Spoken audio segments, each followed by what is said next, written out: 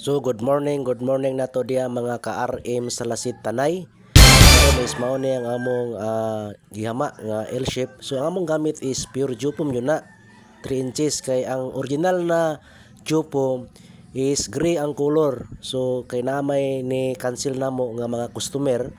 So naay mga barato kuno pero i-clarify jud ninyo ma'am nga unsa classic po ang ilang gamit. Kaya ang among gamit is mao ni siya. Wood niya is mao gani pure 3 inches pure jupom nga lantawa sa ilalom. O ang among tabla is naa dunay hanig na tila nya. Ang among gamit na tabla is media 4. So lapad yun na siya. So inyong makita diya ma'am nga o sir nga ang among gamit is dili na siya local na pom. Ang among gamit is 3 inches pure jupom nya. Mao nang among kahoy nga gamit.